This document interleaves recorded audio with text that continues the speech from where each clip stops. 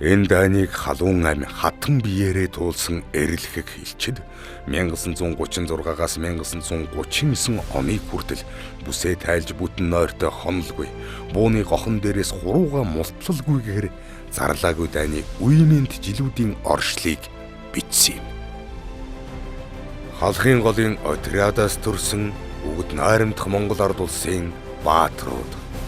Заставын дарга Пүнцгийн Чогдон. Заставын дарга Самдангийн Төмөрбаатар. Тасгийн дарга Норплийн Жамба. Хөнгөн пулеметийн Наводчик Энхийн Шийлэг. Нэргэн бууч Дүгрийн Уулин.